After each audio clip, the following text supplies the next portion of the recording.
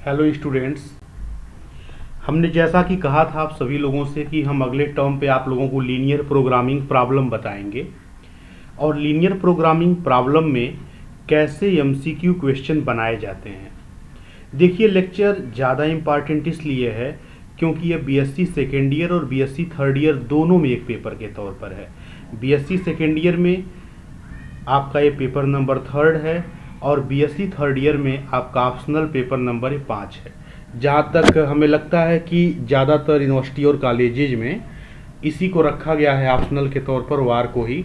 और इस operation research में लीनियर प्रोग्रामिंग प्रॉब्लम खास करके एक चैप्टर के तौर पर है। तो ज़रा देखिए इससे कैसे क्वेश्चन बनते हैं। हमने क्या किया है, इसमें कुछ क्वेश्चन गेम थ्योरी के भी शामिल कर दिए हैं। आप सभी लोग जानते हैं कि इस बुक के अंदर सबसे पहले आप लोगों ने देखा होगा कि ऑपरेशन रिसर्च का हमारे दैनिक जीवन में क्या प्रयोग है। फिर आपने देखा होगा कि वार को हम लोग करते क्या है कि रियल लाइफ की समस्या को मैथमेटिकल समस्या में बदल देते हैं और फिर मैथमेटिकल जितनी टेक्निक्स अवेलेबल हैं उन सब का प्रयोग करके सॉल्व करते हैं और फिर जब सॉल्यूशन निकल जाता है तो दोबारा उस सॉल्यूशन को रियल प्रॉब्लम में इंटरप्रेट कर लेते हैं। कहने का मतलब ये है कि जो ऑपरेशन रिसर्च है दैनिक जीवन में उपयोग होने वाली या दैनिक जीवन में तमाम सारी समस्याओं के सॉल्यूशन के लिए एक तरह से है, तो अतिशयोक्ति नहीं होगा। आपने देखा होगा कि जब आप शुरुआत किए होंगे लीनियर प्रोग्रामिंग प्रॉब्लम का तो इसमें आप लोगों ने पहले इसका ब्रीफ इंट्रोडक्शन देखा होगा, जिसमें आपने देखा होगा कि कैसे इसका डेवलपमेंट हुआ। ऑपरेशन रिसर्च का तरह तरह का डेफिनीशन अलग अलग मैथमेटिशियनों के द्वारा दिया गया। फिर इसके बाद एक बड़ा इंपॉर्टेंट आपने चैप्टर पढ़ा होगा जिसका नाम था लीनियर प्रोग्रामिंग प्रॉब्लम, और आप सभी लोग इस चैप्टर से परिचित होंगे लीनियर प्रोग्रामिंग प्रॉब्लम वाले चैप्टर से। देखिए, ज़्यादातर प्रश्न एमसीक्यू में एलपीपी से ही बन पाएगा, है ना। और इसमें भी खास करके जैसे कि आपका ग्राफिकल मेथड हुआ, बेसिक फिजिबल सॉल्यूशंस हुआ, फिजिबल सॉल्यूशन हुआ, ऑप्टिमल सॉल्यूशन हुआ, इन सब के बारे में जिक्र करके आपसे ज़्यादा प्रश्न पूछ सकता है। इसके बाद इसी में आपने देखा होगा कॉन्वेक्स सेट और उसकी प्रॉपर्टीज हैं। तो आप लोग क्या करिए कि अपनी बुक में जितने एग्जाम्पल दिए हैं ना कॉन्वेक्स सेट पर, आप उन सारे एग्जाम्पल को पहले खूब बढ़िया से एक बार डील कर दीजिए, ठीक है। जब सारे क्वेश्चंस को आप देख लेंगे कॉन्वेक्स सेट पर तो आपको अच्छा लगेगा और आप देख के पहचान जाएंगे कौन कॉन्वेक्स है कौन नहीं है ना। कॉन्वेक्स कब होता है, कॉन्वेक्स हल कब होता है, बाउंड्री पॉइंट क्या होता है, एक्सट्रीम पॉइंट क्या होता है, ठीक है, कॉर्नर पॉइंट क्या होता है। इन छोटी छोटे टर्म को आप लोग जानेंगे तो ज़्यादा बेटर आप समझ पाएंगे। हम कोशिश करेंगे कुछ क्वेश्चंस को लेकर के आपको समझाने का कि एमसीक्यू कैसे बनता है और आप कैसे सॉल्व करेंगे। कुछ चीज़ों को आप भी खुद से स्वयं बनाएंगे, ठीक है। तो कॉन्वेक्स सेट और देयर प्रॉपर्टी से भी कुछ क्वेश्चन बनते हैं। ऐसे आपने देखा होगा सिंप्लेक्स मेथड में डुअलिटी प्रॉब्लम आप लोगों ने देखा होगा। तो डुअलिटी प्रॉब्लम में थोड़ा कम चांस बनता है क्वेश्चन बनने का। हाँ, ये कि कोई क्वेश्चन दिया रहेगा कहेगा इसका डुअल प्रॉब्लम कैसा होगा, मतलब जो दिया रहेगा उसको प्राइमल बोलते हैं और जो कन्वर्ट करके आप बनाएंगे उसको डुअल बनाते हैं। तो आपने देखा होगा एक प्रोसीजर आपने पढ़ा होगा, how to convert a given problem into the dual problem. जैसे मान लीजिए इस तरह का कोई एक एलपीपी दिया हो और कहे कि इसको डुअल में बदलिए। पहली तो ये बात कि आप डुअल में बदलते क्यों हैं। कई बार ऐसा होता है कि कोई दिया हुआ प्रॉब्लम जब आप डायरेक्ट सॉल्व करते हैं ना तो होता कि इसको सॉल्व करने में बहुत सारे कॉम्प्लिकेशन आपको दिखते हैं, और अगर इसी को आप डुअल में कन्वर्ट कर लेंगे तो आप कॉम्प्लिकेशन से बच जाएंगे। इसीलिए कन्वर्जन बड़ा इंपॉर्टेंट है अगर आपको आता है तो कई बार प्रश्न ऐसे बनाया जा सकता है, जैसे कोई एक प्रॉब्लम दे देगा, कहेगा which of the following is the dual problem of the given problem. Given problem को प्राइमल बोलते हैं, है ना। अच्छा, और जरा सोचिए कैसे कैसे प्रश्न आते हैं। जैसे मान लीजिए कह दे कि आपका दिया हुआ एलपीपी है और इसके पास आपके पास फिजिबल सॉल्यूशन है, तो बताओ डुअल के पास होगा कि नहीं होगा। इसके पास अगर अनबाउंडेड सॉल्यूशन है तो डुअल के पास कैसा होगा। आप इन सारे प्रश्नों को ढूंढने का प्रयास करिए, ठीक है। इसी के साथ आपने देखा होगा इसमें ट्रांसपोर्टेशन असाइनमेंट प्रॉब्लम है, गेम थ्योरी है। तो आज हम कुछ प्रश्नों का चर्चा करेंगे, फिर इस पर कुछ और लेक्चर बनाएंगे तो उस पर हम चर्चा करेंगे, ठीक है। दूसरी एक इम्पॉर्टेंट बात, आप लोगों ने स्कीम देखा होगा डीडीयू का, तो आप देख रहे होंगे कि गणित का एक ही पेपर लिखा हुआ है टाइम टेबल में। इससे क्लियर है कि गणित में एक पेपर होगा और उसी में सारे पेपर एक साथ कंबाइन किए जाएंगे। जैसे बीएससी सेकेंड ईयर में algebra, real analysis, ELPP, mechanics combine होकर के एक पेपर बनेगा। क्वेश्चन की संख्या कितनी होगी अभी ये कंफर्म नहीं है, टाइम टेबल से कंफर्म हो गया कि एक पेपर बनेगा। ऐसे बीएससी थर्ड ईयर में पांचों पेपर कंबाइन करके एक बनेगा। क्वेश्चन की संख्या कितनी होगी बार बार आप लोग हमसे पूछ रहे हैं नीचे कमेंट में, तो जब तक यूनिवर्सिटी ना क्लियर कर दे अभी हम कुछ कह नहीं सकते हैं, ठीक है। चलिए क्वेश्चन नंबर 1 देखते हैं। कह रहा है कि एक एलपीपी दिया हुआ है और आप देख पा रहे हैं कि इस एलपीपी में कह रहा है कि मिनिमाइज करना है। पहली बात, इस बात को आप ध्यान दे दीजिएगा कि क्या करना है, मिनिमाइज, मैक्सिमाइज नहीं करना है। किसको मिनिमाइज करना है, ऑब्जेक्टिव फंक्शन होता है, आप सभी लोग जानते हैं, पढ़े होंगे। इसके साथ 3 कंस्ट्रेंट लगा है और एक और कंस्ट्रेंट लगा है। कह रहा है कि जो आप वेरिएबल का प्रयोग करिएगा, डिसीजन वेरिएबल, ये जो वेरिएबल है हमेशा पॉजिटिव लीजिएगा, मतलब नॉन निगेटिव लीजिएगा। 0 हो सकता है या फिर पॉजिटिव हो सकता है। तो आप जानते हैं इसको कैसे लगाते हैं। आपको मालूम है कि आप पहले 2 वेरिएबल में है और 2 वेरिएबल में समस्या को सॉल्व करने के लिए ग्राफिकल मेथड से बेहतरीन मेथड कुछ भी हो ही नहीं सकता है। तो आप एक काम करिए, पहले आप इस टाइप का एक अच्छा सा ग्राफ इसका ड्रा कर लीजिए कहीं पर साइड में, और जब बढ़िया आप ग्राफ ड्रा कर लेंगे तो ऑटोमेटिक अभी आपको समझ में आ जाएगा कि क्या करना है, ठीक है। तो आप यहाँ पे x1 x2 है तो आप 2 एक्सिस ऐसे बना लीजिए, इसको x2 मान लीजिएगा और एक एक्सिस से बना लीजिए, इसको आप x1 मान लीजिएगा, ठीक है। ये आपका x1 हो गया और आप एक एक्सिस और जो लिए हैं इसका नाम आप क्या ले लीजिए, x2 ले लीजिए। अब आप क्या करिए, ड्रा करिए इसके कंस्ट्रेंट को, यहाँ पे इक्वल टू बना करके इसको ड्रा करिए।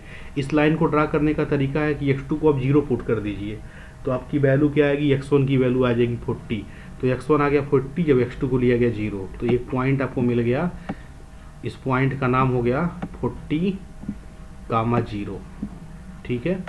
अच्छा, एक पॉइंट आपको मिला।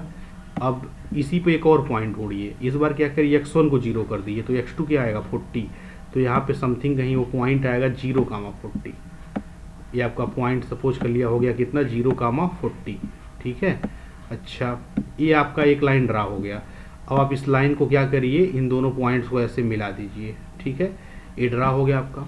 अच्छा, अब देखिए इस लाइन का इधर वाला हिस्सा कंसीडर करेंगे कि इधर वाला हिस्सा कंसीडर करेंगे, कैसे चेक करते हैं, ध्यान दीजिएगा। यहाँ पे ये जो पॉइंट होता है ओरिजिन होता है, 0 0 इसका कोऑर्डिनेट होता है। तो आप सभी लोग जानते हैं अगर आप यहाँ 0 0 रखो तो देखो क्या करेगा, इसको सेटिस्फाई करेगा ना।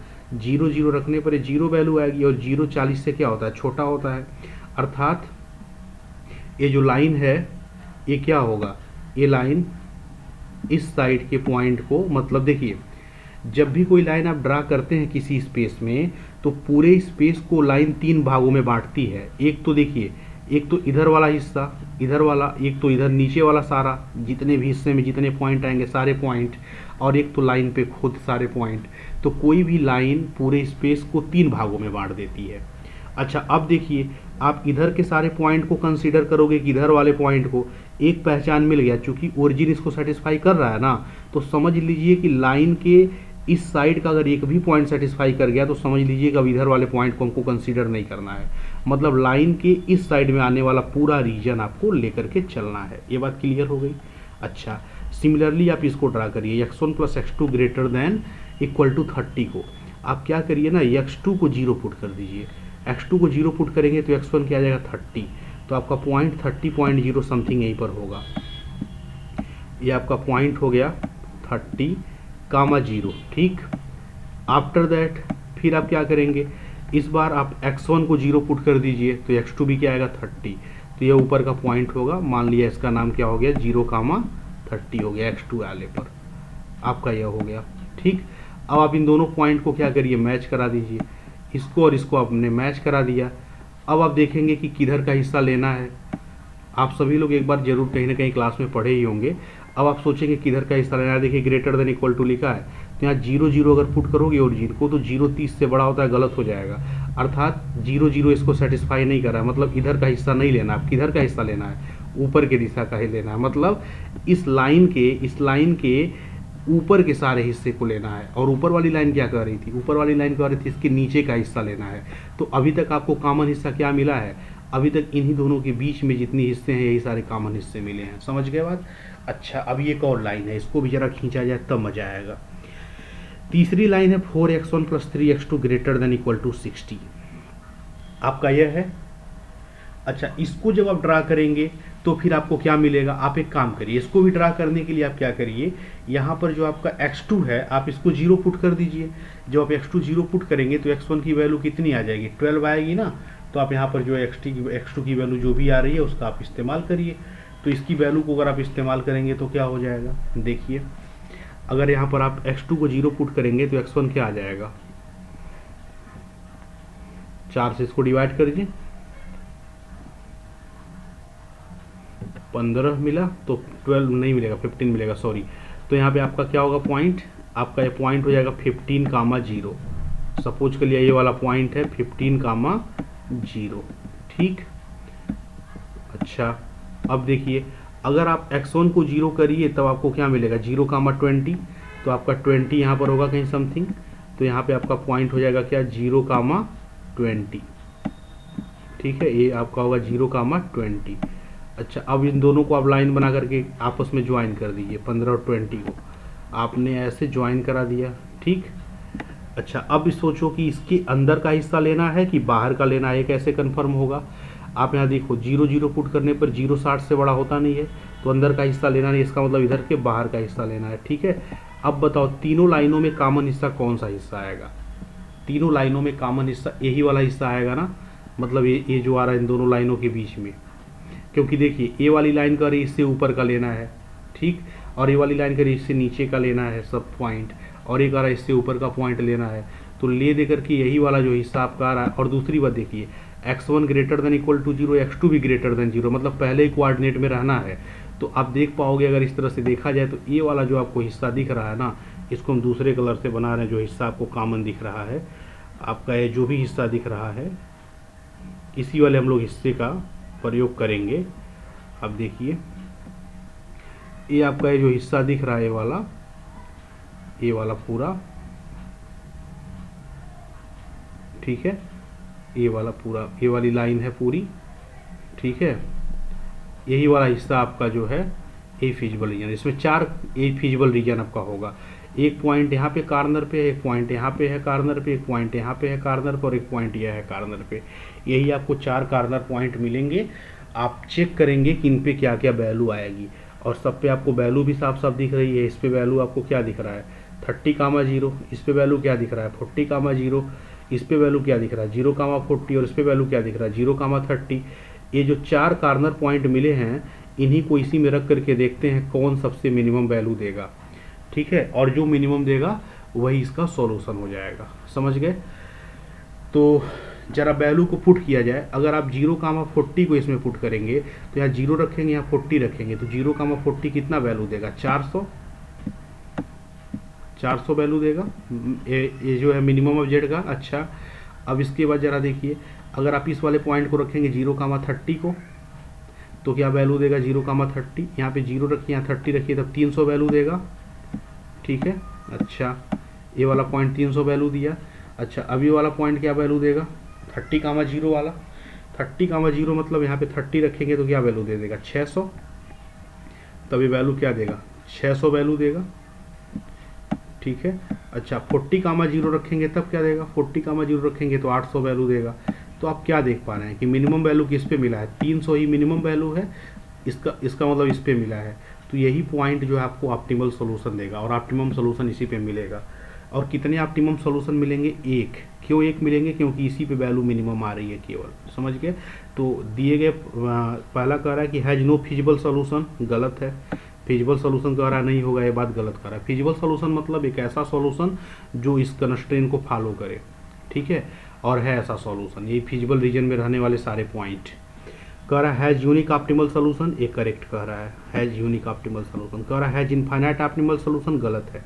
हम आपको एक चीज़ यहाँ पे बता दें पहले ही क्वेश्चन में, मान लीजिए आपने किसी एलपीपी को सॉल्व किया, ठीक, मान लिया कि इस वाले पॉइंट पे भी वैल्यू, मान लिया थोड़ी देर के लिए वैल्यू वही आ गई जो इस पे आ गई, तो ऐसी सिचुएशन में ये भी ऑप्टिमल सॉल्यूशन होगा और ये भी ऑप्टिमल सॉल्यूशन होगा, ध्यान दीजिएगा। और एक चीज़ बड़ा ध्यान से ये देखिएगा कि किसी भी एलपीपी के 2 ऑप्टिमल सॉल्यूशन नहीं हो सकते हैं। अगर एक पॉइंट ऑप्टिमल बन गया और ये भी ऑप्टिमल बन गया तो इनके बीच में लाई करने वाले सारे के सारे पॉइंट ऑप्टिमल सॉल्यूशन बनेंगे। तो इस बात से निष्कर्ष ये निकला बच्चों कि अगर कोई दिया गया एलपीपी और उसके दो ऑप्टिमल सॉल्यूशन मिल गए तो हमेशा उनको ज्वाइन करने वाला लाइन सेगमेंट पे रहने वाला प्रत्येक पॉइंट ऑप्टिमल सॉल्यूशन देगा। मतलब किसी एलपीपी के पास या तो एक ऑप्टिमम सॉल्यूशन होगा, नहीं तो इनफाइनाइट ऑप्टिमम सॉल्यूशन होगा। एक से ज़्यादा होगा तो हमेशा इनफाइनाइट हो जाएगा, क्योंकि उसको ज्वाइन करने वाले लाइन सेगमेंट पे रहने वाला प्रत्येक पॉइंट ऑप्टिमम सॉल्यूशन देने लगता है। समझ गए? तो has infinite number of optimum solution गलत है, ठीक है, ये भी गलत है। अनबाउंडेड फिजिबल रीजन, ये भी गलत है, क्योंकि जो फिजिबल रीजन है वो बिल्कुल बाउंडेड है। आप देख पा रहे हैं कि यह हिस्सा बिल्कुल जो है फर्स्ट क्वाड्रेंट में बाउंडेड है। नेक्स्ट क्वेश्चन को हम डिस्कस करते हैं। आप देखिए, इसमें एक एलपीपी दिया हुआ है और कह रहा है कि सच दैट इसके साथ आपके पास दो कंस्ट्रेन दिए हुए हैं, तीन कंस्ट्रेन यहाँ पर है और एक कंस्ट्रेन यहाँ पर है। इसके साथ इसको आपको क्या करना है, सॉल्व करना है। तो फिर से वही काम करेंगे हम लोग, आप इसके लिए भी वही काम करेंगे। आप एक ग्राफ ऐसे ड्रा करेंगे, है ना। ग्राफिकल मेथड ही इसके लिए बेटर है, क्योंकि जब भी दो वेरिएबल रहे तो इससे बढ़िया मेथड कोई नहीं होता है। पहले वाली लाइन को ड्रा करिए, आप x2 को 0 पर पुट करिए तो x1 की वैल्यू 20 मिलेगी। तो मान लिया आपने जब ड्रा किया तो ये पॉइंट आपको मिल गया 20,0, ठीक है, आपको एक पॉइंट मिल गया। जस्ट इसके बाद आप देखिए क्या करेंगे। अब अगर आप इसको 0 पुट कर देंगे, x1 को 0 पुट कर देंगे तो मिलेगा 0,10। तो आपको मान लिया ये पॉइंट मिल गया 0,10, ठीक है, आपको ये पॉइंट मिल गया 0,10। क्लियर? अच्छा, अब इन दोनों को मिला दीजिए। तो इन दोनों को आप मिला देंगे तो आपको एक लाइन सेगमेंट ऐसे मिला। अच्छा, अब आप देखिए, चूंकि x1 भी ग्रेटर देन 0, x2 भी ग्रेटर देन 0, तो हम पहले क्वाड्रेंट के बाहर नहीं जाएंगे, क्योंकि इसी में दोनों प्लस प्लस होता है, x और y। आफ्टर दैट आप सेकेंड वाले को ड्रा करिए तो x1 x2 15 है, x2 को 0 करिए तो x1 क्या आएगा, 15। तो आपका अगर 15 आ रहा है तो आप ऐसे ड्रा कर दीजिए। यहाँ पे मान लीजिए वो पॉइंट है 15,0, इस पॉइंट का नाम है 15,0।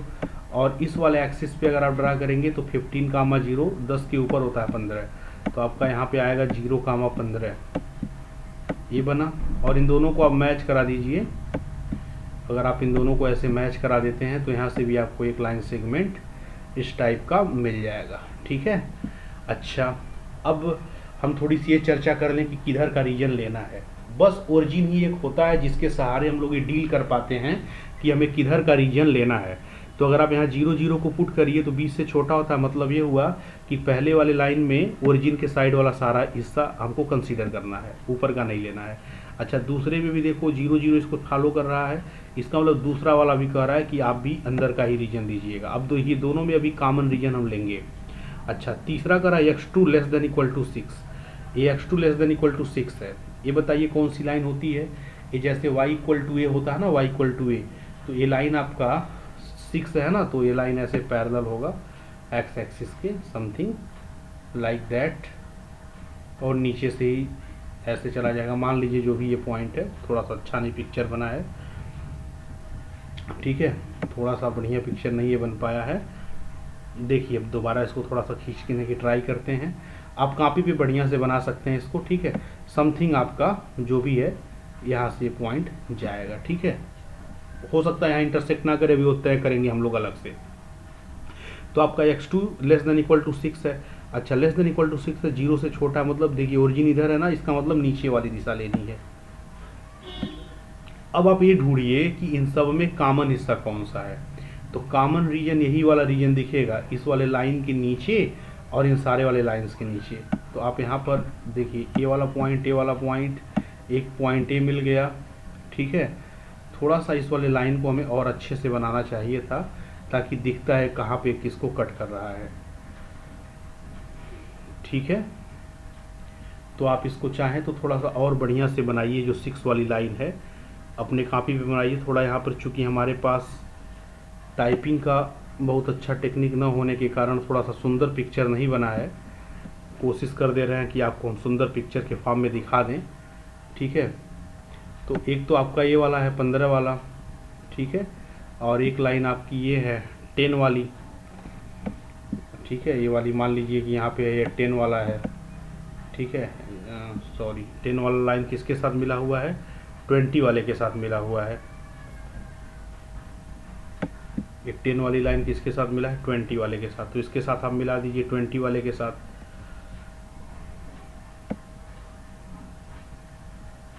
ठीक है, अच्छा ये मिल गया। अब इसके बाद देखिए 6 वाली जो लाइन बनेगी, 6 वाली मान लीजिए यही वाली हाइट 6 की है, आप ऐसे ड्रा कर दीजिए। ठीक है, अच्छा अब देखिए ये लाइन कह रहा है नीचे लेना है, और ये भी कह रहा है इसके नीचे लेना है, और ये भी कह रहा है इसके नीचे लेना है। तो आपका जो कॉमन पॉइंट मिलेगा, कॉमन हिस्सा वही ना मिलेगा। देखिए ये वाला जो हिस्सा आपको दिख रहा है, ये कॉमन फिजिबल रीजन होगा ना, ये वाला हिस्सा कॉमन फिजिबल रीजन। ठीक है, अच्छा ये हिस्सा अगर कॉमन फिजिबल रीजन होगा तो हम पहले ये वाला पॉइंट देख लेंगे क्या है। तो ये वाला पॉइंट सबको मालूम है 0,6 है। ठीक है, अच्छा एक कॉर्नर पॉइंट इसका कौन सा है, इसका कॉर्नर पॉइंट आपका 0, 0 है, तो 2 कॉर्नर पॉइंट आपको मिल गए। ठीक, इसके बाद ये वाला पॉइंट आपको मालूम है, ये वाला पॉइंट आपको निकालना पड़ेगा कि ये वाला पॉइंट कितना आएगा। तो ये पॉइंट आप कैसे निकालेंगे, ये वाली लाइन आप देख रहे हैं 15 वाली, तो ये लाइन यही वाली है ना, यही वाली, इसी को सॉल्व कर लीजिए इसके साथ, इन दोनों को, इसको दोनों को इक्वल टू बना करके। तो अगर आप x2 की वैल्यू यहीं पर 6 रखेंगे तो x1 की वैल्यू कितनी आ जाएगी, x2 की वैल्यू 6 रखेंगे तो x1 की वैल्यू आ जाएगी 9। तो आपका ये जो कॉर्नर पॉइंट है उसमें x1 की वैल्यू 9 आई, अर्थात इसका कोऑर्डिनेट हो जाएगा 9,6 इस वाले कॉर्नर पॉइंट का। तो चारों कॉर्नर पॉइंट मिल गए ना। अब जरा चेक करिए इस पे, आप इस पे मैक्सिमम क्या देगा वैल्यू। अच्छा 0,6 पे वैल्यू क्या देगा, 0 और 6 को जोड़ेंगे तो 6 देगा। 0, 0 पे वैल्यू क्या देगा, 0 देगा। ठीक, आफ्टर दैट अगर हम इस वाले पॉइंट पे चेक करें, नेक्स्ट वाले पॉइंट पे अगर हम लोग चेक करते हैं तब क्या वैल्यू देगा, तो आपका जो वैल्यू देगा, नेक्स्ट आपका पॉइंट क्या मिला हुआ है, आपने इन दोनों पे चेक कर लिया है, 0, 0 पे भी कर लिया है चेक, और इस पे भी कर लिया है चेक। ठीक है, लाइन ऊपर गई थी, तो इस पे वैल्यू 15,0 पर क्या देगा, वैल्यू 15 देगा। अच्छा इसके बाद इस पे 9, 6 पे वैल्यू देखिए, ये 9 यहाँ पुट करेंगे, यहाँ 6, 9, 6, 15। आप एक खास बात देख पा रहे होंगे कि यहाँ पे वैल्यू और इस वाले कॉर्नर पे वैल्यू, दोनों पे सेम वैल्यू दे दिया, और दोनों मैक्सिमम है, 15 और 15 है। इसका मतलब ये वाला भी पॉइंट ऑप्टिमम सॉल्यूशन दे रहा है और ये भी पॉइंट ऑप्टिमम सॉल्यूशन दे रहा है, मतलब दो ऑप्टिमम सॉल्यूशन है। और हमने कहा था कि अगर एक दो पॉइंट पे ऑप्टिमम सॉल्यूशन आए तो इनको ज्वाइन करने वाले लाइन पे रहने वाला प्रत्येक पॉइंट ऑप्टिमम सॉल्यूशन देता है। तो इसका क्या आंसर होगा, कह रहा है एग्जैक्टली 1 ऑप्टिमम सॉल्यूशन, गलत। ठीक है, कह रहा है more than 1 optimum solution, correct, एक से ज़्यादा है ही। अनबाउंडेड सॉल्यूशन नहीं, क्योंकि ये बाउंडेड हिस्से में है। हैज नो सॉल्यूशन, ये भी गलत है। तो आपका has more than 1 optimum solution, या दूसरे शब्दों में आप कह सकते हैं इनफाइनाइट सॉल्यूशन।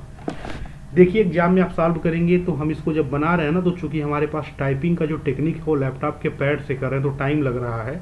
आप लोग पेन से ड्रा करेंगे, तुरंत ड्रा करेंगे, दिख जाएगा पॉइंट, और रख के तुरंत सेटिस्फाई कर देंगे, आपको सब कुछ क्लियर हो जाएगा, बहुत टाइम नहीं इसमें लगता है। नेक्स्ट क्वेश्चन को देखते हैं। कह रहा है कि the dual of the LPP, कह रहा है कि एक एलपीपी दिया है जिसमें मिनिमाइज करना है, और सी ट्रांसपोज एक्स लिखा है, subjected to a x greater than equal to b and x greater than equal to 0 each. हम आपको एक बार थोड़ा सा याद दिला दें कि जब हम लोग एलपीपी का ड्यूअल लिखते हैं तो आपको एक बात जानते हैं आप सभी लोग कि मिनिमम मैक्सिमम बन जाता है। तो पहली बात, आपका जो मिनिमम लिखा हुआ शब्द है, ये वाला शब्द क्या बन जाएगा आपका, ये आपका शब्द मैक्सिमम बन जाएगा। क्लियर इतनी बात, ठीक। अच्छा अब यहाँ देखिए सी क्या है, ठीक है, सी का ट्रांसपोज एक्स लिखा है ना, तो यही आपका ऑब्जेक्टिव फंक्शन होगा। यहाँ पर लिखा है a x greater than equal to b, ठीक है। अब यहाँ पर देखिए, यहाँ पर बी रिक्वायरमेंट वेक्टर होता है, तो आप यहाँ पर देखिए जब हम इसको चेंज करेंगे तो पहले तो मिनिमम मैक्सिमम में बदलेगा। यहाँ जहाँ सी लिखा होता है, जहाँ सी, वहाँ पे आपका क्या आ जाता है, ए वाला, ये जो लिखा हुआ होता है बी आ जाता है। आप सभी लोग इस बात को जानते हैं, ठीक है। अच्छा अब इसके बाद तो देखिए कौन से वाले ऑप्शन में दिख रहा है, अभी तो सारा ऑप्शन ठीक दिख रहा है। यहाँ एक्स की जगह हम नया वेरिएबल कोई डब्ल्यू यूज कर लेते हैं, कोई दिक्कत। अच्छा अब कह रहा है subjected to a x greater than equal to b, यहाँ जो ए लिखा है वो ए का ट्रांसपोज बन जाता है, और जो वेरिएबल है ना, जो वेरिएबल है, जिस वेरिएबल से आप यहाँ पे बदल रहे हैं उसी से आप यहाँ भी बदल दीजिए, डब्ल्यू बन जाएगा। अच्छा एक ग्रेटर देन इक्वल टू जो होता है, ड्वेल बदलते समय लेस देन इक्वल टू हो जाता है, और जहाँ बी है वहाँ सी आ जाता है। तो अब जरा देखिए लेस देन इक्वल, ये वाला ऑप्शन गलत हो गया ग्रेटर देन होने के कारण, क्योंकि यहाँ भी ग्रेटर था, यहाँ भी ग्रेटर, गलत हो गया। तो ये वाला ठीक लग रहा है अभी, ठीक है। अच्छा ये बात क्लियर है। तो ये वाला अभी तक ऑप्शन ठीक है। और x greater than equal to 0 है तो आपका यहाँ पर जो वेरिएबल w हो ग्रेटर देन इक्वल टू 0 होगा। तो आपको ऑप्शन नंबर बी जो है करेक्ट मिल गया है 12 का। और आप सभी लोग 12 पढ़े होंगे कि अनरेस्ट्रिक्टेड कब मिलता है, जब आप देखे होंगे जब यहाँ पर कहीं पे इक्वल टू रहता है। ठीक है, आप सभी लोग टेक्निक पढ़े हैं कि कब 12 बनाते समय यहाँ पर अनरेस्ट्रिक्टेड लिखा जाता है और अन्य चीज़ों को कैसे बदला जाता है। तो आप जानते हैं बेसिक रूल कि मिनिमम मैक्सिमम में बन जाता है, जहाँ सी का ट्रांसपोज होता है वहाँ पर ये जो है बी, यहाँ पर आपका जो है बी आ जाता है। ठीक है, जहाँ यहाँ एक्स होता है आप नया वेरिएबल डब्लू का प्रयोग कर लेते हैं। ठीक, less than greater than equal to less than में बदल जाता है और लेस देन ग्रेटर देन में बदल जाता है। ठीक है, सारी बातें। तो आपका ऑप्शन नंबर 20 में क्या है, करेक्ट है। क्वेश्चन नंबर 4 देखिए, कह रहा है कि चूज करिए इनकरेक्ट ऑप्शन। कह रहा है कि the feasible region of an LPP is convex. Incorrect कह रहा है तो आप पहले जैसे ही इनकरेक्ट कह रहा है पहले आप इस बात को आप अंडरलाइन कर लीजिए कि आपसे इनकरेक्ट कह रहा है। तो कह रहा है जो फिजिबल रीजन होता है किसी एलपीपी का वो कॉन्वेक्स होता है। एकदम सही बात कह रहा है। ठीक है, लेकिन आपको गलत ढूंढना है।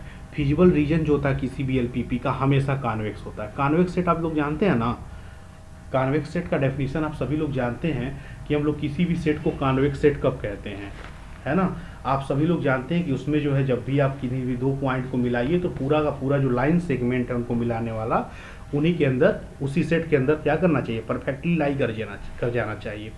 कह रहा है कि intersection of two convex set convex होता है। तो intersection of two convex set तो कॉन्वेक्स होता ही है, करेक्ट है। कह रहा है union of two convex set convex होता है, गलत है। यूनियन जो होता है दो कॉन्वेक्स सेट का वो कॉन्वेक्स नहीं होता है। इस बात को आप लोग याद कर लीजिए, यही गलत है और यही इनकरेक्ट चूज करने को कह रहा है। तो ये दोनों सही होने के कारण इनकरेक्ट चूज करना इसीलिए गलत है और यही वाला ऑप्शन सही है। कह रहा है फाइनाइट इंटरसेक्शन जो होता है कॉन्वेक्स सेट का वो कॉन्वेक्स होता है, ये भी सही ऑप्शन है। ठीक है, लेकिन आपको इनकरेक्ट पूछ रहा है इसीलिए गलत है। ठीक है, अच्छा, गलत के लिए एक और तरीका ढूंढ सकता था। इनफाइनाइट इंटरसेक्शन जो होता है कॉन्वेक्स सेट का वो कॉन्वेक्स नहीं होता है। मतलब अगर ये फाइनाइट की आर्बिटरी शब्द लिख देता कि arbitrary intersection of convex set is convex तो गलत हो जाता, क्योंकि आर्बिटरी इंटरसेक्शन कॉन्वेक्स सेट का कॉन्वेक्स नहीं होता है, केवल फाइनाइट इंटरसेक्शन ही होता है। तो यहाँ पे आंसर आपका यही है कि दो कॉन्वेक्स सेट का यूनियन कॉन्वेक्स नहीं होता है। ठीक है, क्वेश्चन नंबर 5 देखिए, कह रहा है कि एक सेट दिया हुआ है और कह रहा है सेट कॉन्वेक्स होगा, कॉन्वेक्स नहीं होगा, एम्पटी होगा इसीलिए कॉन्वेक्स होगा, नन ऑफ दीज। ये जानते हैं सी ऑप्शन क्यों बनाया है। एम्पटी सेट कॉन्वेक्स होता है, आप कहीं चाहे तो लिख लीजिए। एम्पटी सेट को हमने कहा था जिसके पास कुछ नहीं होता उसके पास सब कुछ होता है। तो एम्पटी सेट जो होता है वो जो होता है वो कॉन्वेक्स होता है। ठीक है, अच्छा, तो अब जरा देखिए कि हम लोग इसको कैसे चेक करेंगे। जैसे कि अगर आप इसका फिगर बनाइए थोड़ा सा ऐसे इस टाइप का, तो अगर आप इसका पिक्चर बनाते हैं तो आप देखेंगे कि इसका पिक्चर बनेगा, पैराबोला है ना, एक्स स्क्वायर है तो वाई एक्सिस में सिमेट्रिकल होगा। ऐसे ऊपर की तरफ इसका मुंह खुला होगा, इस टाइप का ऐसे बनेगा। ठीक, अच्छा, यहाँ पे बनेगा इस टाइप का। अब जरा देखिए कि ये किस कह रहा है कि वाई जो है less than equal to x square है, तो किधर के पॉइंट की बात कर रहा है। पैराबोला भी पूरे स्पेस को 3 हिस्सों में बांट रहा है, एक तो अंदर वाला हिस्सा, एक तो पैराबोला के बाउंड्री वाला हिस्सा और एक तो इसके साइड के बाहर वाला हिस्सा। तो जरा देखा जाए कि ये किसकी बात कर रहा है। अच्छा, इसके बाहर कोई पॉइंट ले लीजिए, उससे पता चल जाएगा, समझ गए। जैसे मान लीजिए कि नीचे आप एक पॉइंट ले लीजिए, यहाँ मान लीजिए पॉइंट आपने ले लिया 0,-1, ऐसा ले लीजिए। जरा देखिए इसको सेटिस्फाई कर रहा है कि नहीं। तो यहाँ 0 रखेंगे, एक्स की जगह 0 और यहाँ रखेंगे -1। तो बताइए -1 छोटा होता है 0 से। अगर आप यहाँ पर लेकर के चलते हैं तो यहाँ पे अगर x की जगह अगर आप 0 रखते हैं और यहाँ -1 रखते हैं तो -1 छोटा है होता है 0 से। इसका मतलब ये पॉइंट सेटिस्फाई कर रहा है। लग रहा है इस इनइक्वालिटी में ये नीचे वाला पॉइंट फॉलो कर रहा है। अच्छा, ऊपर का पॉइंट देखो फॉलो नहीं करेगा। ये पॉइंट 1,0 है ना, तो यहाँ देखो 1,0 रखो, 0 रखेंगे y की जगह और यहाँ 1 रखेंगे तो 1 क्या होता है आपका 0 से बड़ा होता है। अगर आप यहाँ पर रखते हैं 0,1, ठीक है, तो मतलब y की जगह 1 रखना है, यहाँ 1 रखेंगे और x की जगह 0, तो 0 बड़ा होता है 1 से, गलत हो जाएगा ना। इसका मतलब ये वाला पॉइंट लग रहा है अंदर वाले पॉइंट को नहीं ले रहा है। कौन सा पॉइंट ले रहा है, बाहर वाले पॉइंट को ले रहा है। यहाँ से ये बात क्लियर कर लेते हैं। कोई भी एट रैंडम ऐसे पॉइंट रख करके आप लोग भी एग्जाम में क्लियर कर लीजिएगा। ठीक है, तो एक बात आपको समझ में आया कि यहाँ पे जो चर्चा कर रहा है वो बाहर बाहर वाले पॉइंट का ही चर्चा कर रहा है, अंदर के पॉइंट का चर्चा नहीं कर रहा है। ठीक है, मतलब ये बाहर बाहर वाले ही पॉइंट का चर्चा पूरा का पूरा आपके साथ कर रहा है। अब जरा देखा जाए सेकेंड वाला, इसको तो कह रहा है यूनिट सर्किल बनाना है, तो आप एक काम करिए, यहाँ पे एक जो सर्किल ड्रा कर दीजिए। ठीक है, 1 यूनिट का समथिंग ऐसे ऐसे हमने मान लिया, सॉरी सर्किल थोड़ा टेढ़ा मेरा बन गया, आप लोग समझते रहिएगा कि ये जो है सर्किल, हमने थोड़ा और सुंदर बनाने की कोशिश कर, ये आपकी सर्किल बन गई। ठीक, अच्छा एक कह रहा लेस देन इक्वल टू 1, मतलब बाउंड्री के भी पॉइंट को कंसीडर करना और अंदर वाले भी पॉइंट को कंसीडर करना। ये वाली लाइन नहीं है, ये हमने गलती से बनाया। ठीक, अच्छा तो अब जरा बताइए इसमें कॉमन हिस्सा कौन सा हिस्सा है। ये कह रहा जो सेट है इसमें इन दोनों इनइक्वालिटी को एक साथ लेना था ना, तो कॉमन हिस्सा कौन है, बाहर वाला हिस्सा, यही वाला, क्योंकि आप बाहर ले रहे हैं पैराबोला कि यही वाला सब है हिस्सा, यही वाला हिस्सा। इसी को चेक करना है कॉन्वेक्स है कि नहीं। देखिए क्यों नहीं होगा कॉन्वेक्स, आप यहाँ पर एक पॉइंट ले लीजिए इस हिस्से में, आप एक पॉइंट यहाँ पे ले लीजिए इसी वाले हिस्से में, इसी कॉमन वाले हिस्से में है ना, और इन दोनों को आप एक लाइन सेगमेंट से ज्वाइन कराइए। देखिए ये जो लाइन सेगमेंट से आपने ज्वाइन कराया, ये पूरा का पूरा लाइन सेगमेंट इस सेट के अंदर लाई नहीं किया, क्योंकि ये बाहर चला गया, क्योंकि अंदर वाला हिस्सा पैराबोला में कंसीडर नहीं किया गया था। मतलब ये आपके जो रीजन है, आपका जो कॉमन रीजन है उसके बाहर चला गया, लाइन पूरा का पूरा उस रीजन में लाई नहीं किया, इसीलिए आपका जो सेट है वो कॉन्वेक्स नहीं है। समझ में आया कॉन्वेक्स क्यों नहीं है, क्योंकि अगर आपको ऐसा कोई भी 2 पॉइंट मिल गया जिनको मिलाने वाली लाइन सेगमेंट परफेक्टली उस सेट के अंदर लाई नहीं की, तो ये दिक्कत क्रिएट कर देगा, इसीलिए आपका एसेट कॉन्वेक्स नहीं है। तो आंसर आपका क्या होगा, नॉट कॉन्वेक्स। ठीक है, क्वेश्चन नंबर 6 देखिए, कह रहा है which of the following is correct. यहाँ पे क्या कह रहा है, करेक्ट, आपसे पूछ रहा है कि कौन सा स्टेटमेंट आपका जो होगा वो करेक्ट होगा। तो करेक्ट स्टेटमेंट आपको ढूंढना है। ठीक है, अच्छा कह रहा है कि every boundary point is extreme point, जितने भी बाउंड्री पॉइंट होते हैं वो सब के सब एक्सट्रीम पॉइंट होते हैं। आप कैसे कह सकते हैं, पहली बात आप सबको एक्सट्रीम पॉइंट का डेफिनेशन जानना जरूरी है कि हम लोग किसी भी पॉइंट को एक्सट्रीम पॉइंट कब कहते हैं, क्योंकि जब तक आप एक्सट्रीम पॉइंट का डेफिनेशन क्लियरली नहीं जानेंगे तब तक आप इस बात का डिसीजन नहीं ले पाएंगे। देखिए एक्सट्रीम पॉइंट आप लोगों ने पढ़ा होगा कि कोई भी पॉइंट अगर है कॉन्वेक्स सेट का तो उसको एक्सट्रीम पॉइंट कहते हैं अगर it is not represented as a convex combination of 2 distinct point and different from x. हम आपको एक सरल लैंग्वेज में ऐसे बता रहे हैं, जैसे मान लिया कि हम कह रहे हैं कि कोई भी पॉइंट अगर है किसी सेट का, जैसे मान लिया आपने एक सर्किल ही ले लिया, अब सर्किल का ये पॉइंट है तो हमको चेक करना एक्सट्रीम पॉइंट है कि नहीं है, तो हम इसको एक्सट्रीम पॉइंट कब कहेंगे। तो कोई भी पॉइंट एक्सट्रीम पॉइंट तब होगा जब ये लाई ना करे किसी लाइन सेगमेंट को, दो जैसे मान लीजिए कि ऐसे 2 पॉइंट को ले लीजिए, इसको मिलाने वाले लाइन सेगमेंट पे लाई ना करे। अब देखिए ये 2 पॉइंट तो आपको मिला, लेकिन ये दोनों पॉइंट इस सेट के अंदर नहीं है, तो इसीलिए इस वाले पॉइंट को हम एक्सट्रीम पॉइंट इसलिए कहेंगे क्योंकि यह किसी भी 2 पॉइंट को मिलाने वाले लाइन सेगमेंट पे लाई नहीं कर सकता है। मतलब इस पॉइंट को आप किन्हीं भी 2 अलग पॉइंट के ऊपर अगर आप लाइन सेगमेंट को ज्वाइन करें तो उस पर लाई नहीं करा सकते हैं, समझ रहे हैं, इस सेट के अंदर होते हुए, इस सेट के अंदर रहते हुए। तो इसीलिए पॉइंट आपका एक्सट्रीम पॉइंट है। और यहाँ पे आपको दिख रहा है पॉइंट बाउंड्री भी है हालांकि, है ना, तो कह रहा हर बाउंड्री पॉइंट जो होता है वो एक्सट्रीम पॉइंट होता है। ठीक है, तो यहाँ पर देखिए ये जो बाउंड्री पॉइंट है यहाँ पर एक्सट्रीम पॉइंट है, लेकिन कह रहा हर जगह क्या ऐसा हो पाएगा कि एवरी बाउंड्री पॉइंट जो है एक्सट्रीम पॉइंट बन जाए। देखिए आप मान लिया कि आपने इस तरह का पिक्चर ले लिया, आपने इस वाले पॉइंट को लिया, बाउंड्री पॉइंट है ना इस रेक्टेंगल का, एक्सट्रीम पॉइंट नहीं है। क्यों नहीं है जानते हैं, क्योंकि देखिए बगल में एक पॉइंट, यहाँ भी एक पॉइंट, इन दोनों को अगर आप ज्वाइन कराइए तो इसी लाइन सेगमेंट पे लाई कर गया। तो यहाँ पर देखो ये बाउंड्री पॉइंट था, लेकिन ये एक्सट्रीम पॉइंट नहीं रह जाएगा, क्योंकि एक्सट्रीम पॉइंट वह होता है जो 2 पॉइंट को ज्वाइन करने वाले लाइन सेगमेंट पर लाई न करे। तो हर बाउंड्री पॉइंट एक्सट्रीम पॉइंट होता है। कहना क्या है इसका, गलत है। आपको क्या ढूंढना है, करेक्ट ढूंढना है। तो पहला वाला ऑप्शन क्या हो गया इसका, पहला वाला ऑप्शन आपका रॉन्ग हो गया। ठीक, आफ्टर दिस आप आते हैं बी ऑप्शन पे आते हैं। कह रहा है कि every extreme point is not a boundary point. कह रहा है हर एक्सट्रीम पॉइंट बाउंड्री पॉइंट नहीं होता है, हर एक्सट्रीम पॉइंट बाउंड्री पॉइंट नहीं होता है। ठीक है, जैसे यहाँ पर देखिए ये तो गलत कर रहा है, क्योंकि हर एक्सट्रीम पॉइंट बाउंड्री पॉइंट हमेशा हो जाता है, जितने भी एक्सट्रीम पॉइंट होते हैं ना हमेशा बाउंड्री होंगे। इस रिजल्ट को आप कहीं नोट कर लीजिए, हर बाउंड्री पॉइंट एक्सट्रीम पॉइंट नहीं होता है, लेकिन हर एक्सट्रीम पॉइंट बाउंड्री पॉइंट होता है। सी ऑप्शन कह रहा है कि every point of a sphere are extreme point but not boundary point. ये बताओ, ये स्फीयर इसी को ले लो, इसका हर बाउंड्री पॉइंट कैसा है, एवरी पॉइंट ऑफ स्फीयर। देखिए अब अंदर का पॉइंट नहीं होता है स्फीयर का, केवल यही वाला बाउंड्री का ही पॉइंट माना जाता है स्फीयर पे। तो कह रहा है every point of sphere extreme point होता है। बिल्कुल सही है, सबका सब एक्सट्रीम पॉइंट होता है, क्योंकि जितने भी पॉइंट है किसी भी लाइन सेगमेंट पे लाई नहीं करेंगे।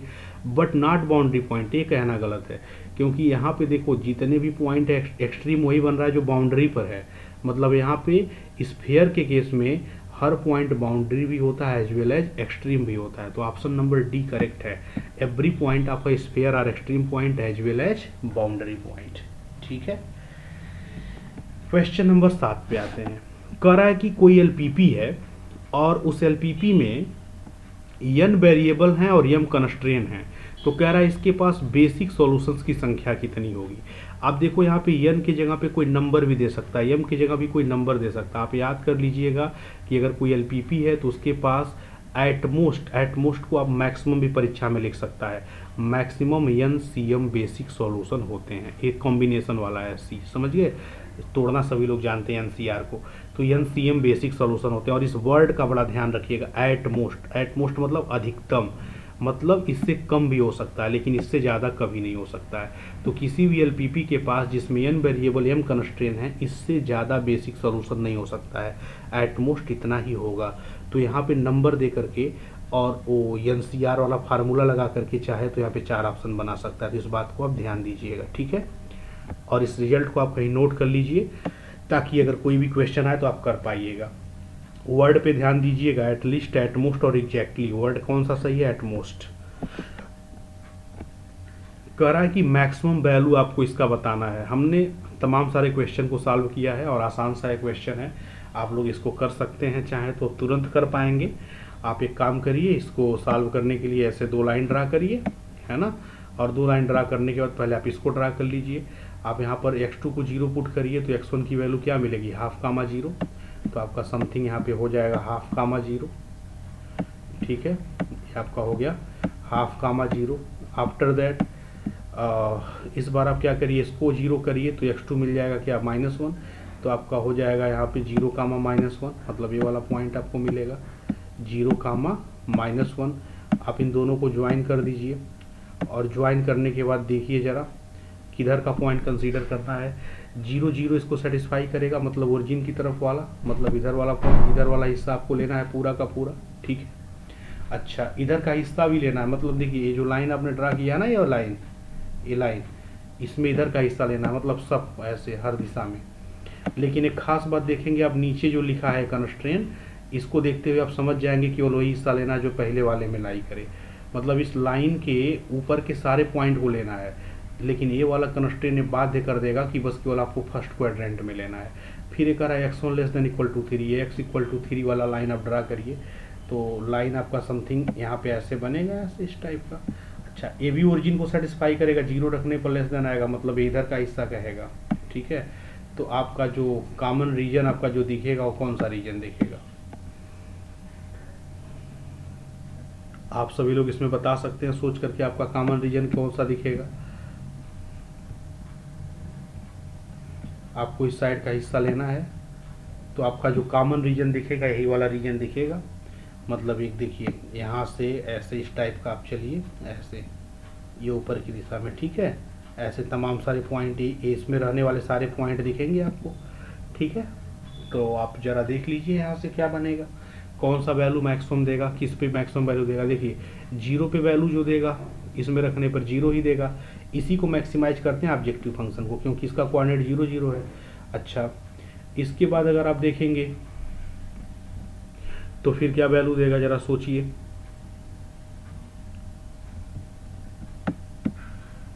इधर की वैल्यू सबका सब आपको लेना है, तो आपने 0 रखा तो 0 0 दिया। अच्छा, अब देखिए जरा इस वाले पॉइंट को अगर आप रखेंगे तो क्या वैल्यू देगा, हाफ 0 पे वैल्यू हाफ देगा, ठीक है।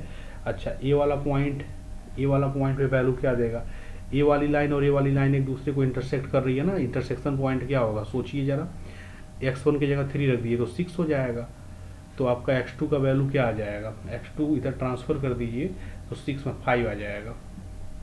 ठीक है, आप कर सकते हैं अलग से, ये 5 आ जाएगा। तो आपका एक कोऑर्डिनेट क्या बन जाएगा, ये वाला आपका ये जो कोऑर्डिनेट बन जाएगा आपने 3,5 ये बन जाएगा। तो ज़रा देखिए 3,5 पे वैल्यू क्या दे देगा, 3,5 पे वैल्यू आपका 8 दे देगा। ठीक है, आपका 3,5 पर वैल्यू क्या दे देगा, 8 दे देगा। तो ज़रा सोचिए कि मैक्सिमम वैल्यू क्या दिया, इसमें से तो कोई ऑप्शन मैच नहीं कर रहा अभी। एक बार आप लोग और चेक करिएगा, देखिए कौन सा ऑप्शन इसका मैच करेगा। अभी तक तो कोई ऑप्शन मैच नहीं किया। जरा यहाँ से वैल्यू एक बार और पुट कर लिया जाए, x1 को इसमें रखेंगे 6 होगा, x2 इधर ट्रांसफ़र करेंगे तो 6 - 1 5 ही होगा। तो आपका 3,5 हो रहा है। ठीक है, ये वाला पॉइंट, और ये वाला पॉइंट आपका हाफ कामा 0 था ही। ठीक है, तो वैल्यू आप देख पा रहे हैं कि मैक्सिमम ही पूछ भी रहा है, तो मैक्सिमम वैल्यू इसकी 8 दिख रही है। किसी ऑप्शन में 8 रहेगा तो ठीक हो जाएगा। ठीक है, आप इसको सही कर लीजिएगा क्वेश्चन को। चलिए क्वेश्चन नंबर 9 देखते हैं। हमें लगता है ग्राफिकल सबको सॉल्व करने आ गया है और आसानी से वो कर भी लेगा। क्वेश्चन नंबर 9 में कह रहा है कि एक गेम दिया है, एक गेम थ्योरी का प्रश्न हमने लिया है। एक गेम दिया है और कह रहा है कि इस गेम में वैल्यू ऑफ द गेम की चर्चा किया और सैडल पॉइंट का। आप सभी लोग जानते हो कि गेम बड़ा आसान होता है। ठीक है, अच्छा अब जरा देखो इसमें कैसे हम लोग चर्चा करेंगे। पहले तो हम लोग क्या करते हैं, रो मिनिमा निकालते हैं। जो मिनिमम एलिमेंट है उसको हम लोग सर्किल में ऐसे बंद कर देते हैं। तो इसको भी सर्किल में बंद कर दिया, इसको भी सर्किल में बंद कर दिया, यही मिनिमम था। सेकेंड वाले रो में मिनिमम कौन है, एक ही मिनिमम है, इसी को आप गोला करिए। इसमें मिनिमम कौन है, -1 है, केवल इसको ऐसे सर्किल कर लीजिए। ठीक, फिर क्या देखते हैं, कॉलम में मैक्सिमा देखते हैं। तो कॉलम में मैक्सिमा कौन कौन दिख रहा है, इसको आप रेक्टेंगल में बंद कर लेते हैं। दो मैक्सिमा दिख रहा है तो दोनों को बंद करना पड़ेगा। ठीक, इसमें मैक्सिमा कौन दिख रहा है, 5 को बंद कर दीजिए। इसमें मैक्सिमा कौन दिख रहा है, इसमें आपका मैक्सिमा ये वाला दिख रहा है। अब आप जानते हैं कि जो ऐसे पॉइंट, ऐसे एंट्रीज जो सर्किल और रेक्टेंगल दोनों के अंदर इनक्लोज हो जाते हैं, उसी को सैडल पॉइंट कहते हैं। तो इस गेम के पास दो सैडल पॉइंट है। एक तो आपका यहाँ पर देखिए 1 और ये वाला भी 1, यही आपके दो क्या हो गया, सैडल पॉइंट हो गए। तो गेम के पास कितने सैडल पॉइंट हैं, 2 सैडल पॉइंट। तो ऑप्शन नंबर डी तो पहले ही गलत हो गया, कह रहा है कि game has no saddle point. अच्छा, अब वैल्यू ऑफ द गेम देखते हैं। तो वैल्यू ऑफ द गेम यहाँ पर तो सीधे सैडल पॉइंट के नाते दिख जाएगा। ए के लिए +1 होगा क्योंकि ए यहाँ पर जो है ए के लिए विन करने की बात होती है, और बी के लिए क्या होगा, अगर ए के लिए +1 होगा तो बी के लिए जस्ट उसका निगेटिव होगा, क्योंकि ये 0 सम गेम है होता है। तो ए की वैल्यू क्या है, 1 है, और बी की वैल्यू यहाँ क्या हो जाएगी, -1। तो वैल्यू ऑफ द गेम क्या होगा, 1 किसके लिए, ए के लिए, और -1 किसके होगा, बी के लिए होगा। आप सभी लोग जानते हैं इस बात को। नेक्स्ट कर रहा है क्वेश्चन में कि रेंज क्या होगा पी और क्यू का अगर 2,2 जो है सैडल पॉइंट हो जाए इस गेम में। 2,2 का मतलब ये जो है ये 6 वाला पॉइंट कर रहा है सैडल पॉइंट हो जाए। तो कह रहा है अगर 6 वाला पॉइंट 2,2 का मतलब समझ रहे ना, 2 वाला पॉइंट मतलब दूसरा रो और दूसरे कॉलम में।